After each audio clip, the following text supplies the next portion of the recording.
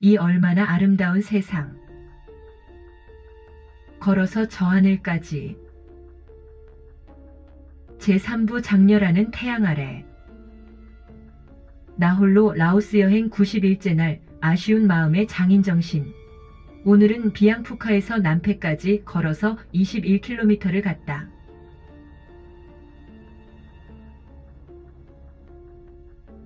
저만치 초가 지붕 밑 한쪽에 자리 잡고 있는 제레시. 배틀 위에 숙련된 손 동작의 연인들의 표정에선 한 올 정성을 새기며 작품 하나를 위한 장인정신들을 물씬 풍기는 모습들로 가득 눈가에 모여들고 있었다. 라오스의 실크와 코트는 모두 이렇게 수공업으로 이루어져 만들어지는데 루앙프라방 주변의 몽족들을 중심으로 전국의 고산족 마을 등에서 집중 생산되고 있다. 그 디자인과 색상은 물론 뛰어난 질감까지 그 우수성을 인정받아 현재 많은 양이 유럽과 미주 지역 등으로 수출되고 있다. 스카프와 벽장식용 휘장에서 테이블 보와 각종 커버 등으로 예술품이라 할 정도로 가치는 수준급이라 할 수 있기에 실제 유럽 등지의 미술에 관여하는 학생들과 전문가들이 많이 찾아와 이들의 디자인과 색상과 정교한 자수 솜씨에 놀라움을 표시하는 등 보는 이들로 하여금 감탄사를 연발케 하는 호평을 받고 있는 라오스의 특산품 중의 하나인 것이다. 여행을 하면서 고산족 마을을 지나다 보면 어디서든 어김없이 볼 수 있는 광경들인데 언제 보아도 너무도 정겨운 모습들이었다. 그런데 그 내면에는 조금은 가슴 아픈 현실도 들어있다. 아직 경제적 여유가 충분하지 못한 산골의 의복 생활유지를 위해선 기본 의식주의 내부분은 자급자족을 통해 이루어질 수밖에 없으며 그 일환으로 옷도 직접 만들어 입어야 함이기 때문이란 것이다.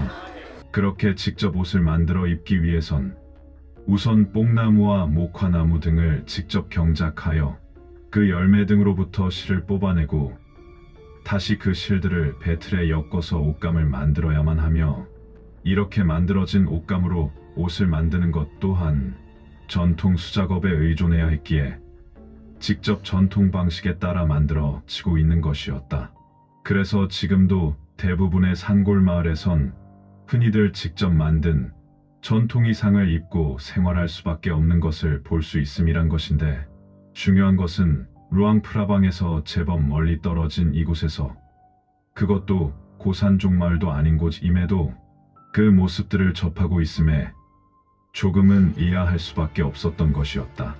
역시 이야기를 들어보니 루앙프라방 근교의 고산족 마을에 살고 있던 고산족 라오숭의 한 처녀가 오래전 이곳으로 시집을 와 살면서 대대로 자식과 며느리에서 손녀들에게까지 그 기술이 전수되어 내려오고 있었던 것으로 무엇보다도 이런 산골 마을에선 이 작업이 그의 고소득을 올릴 수 있는 것이기에 기술만 있다면 어떤 일보다도 생활에 큰 보탬이 되고 있음에 그 전수는 당연할 수밖에 없었던 것이 그 이유 같았다.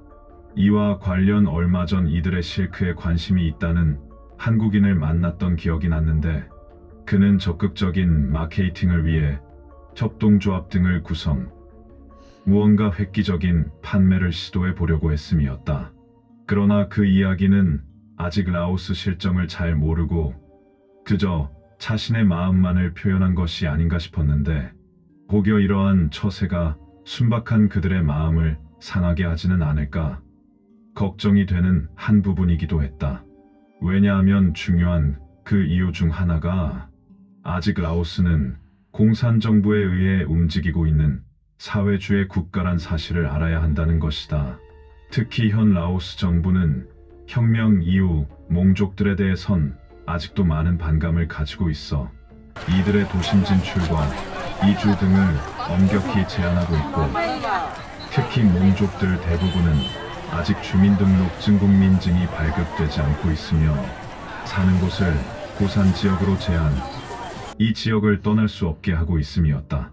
또한 전 국민에게 아직 5담당제란 공산주의식 기본 관리 시스템을 운영하고 있는 가운데 어떠한 이유와 목적으로든 확실히 결과가 좋은 일이라고 하여도 단체와 조직 등을 허가 없이 결성하는 것은 이들의 체제에 정식으로 도전하는 그릇된 처사로 인정될 수 있음이란 것이다.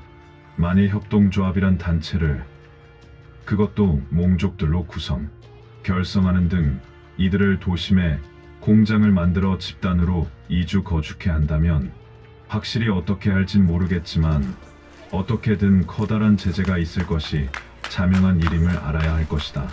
그리고 더더욱 외국인까지 개입된 사실을 알게 되면 그 외국인은 어떠한 이유로든 당연히 추방 등의 법적 조처를 받게 될 것이 분명합니다.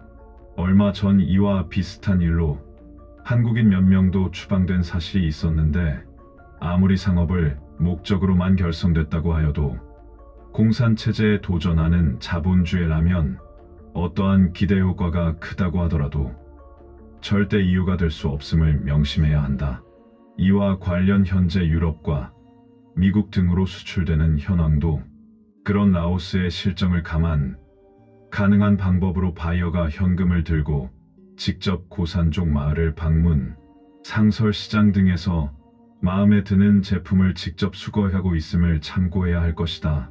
결국 있는 그대로의 체제 아래 무언가 자신이 할 수 있는 일이라면 가능해도 어떠한 변화를 위한 최소한의 행위도 금물이란 것을 명심.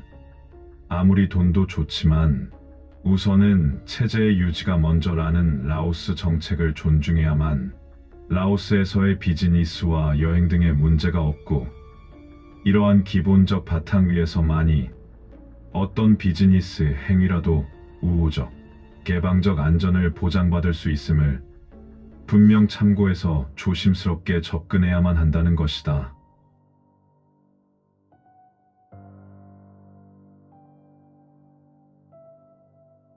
감사합니다. 다음 편에서 계속됩니다.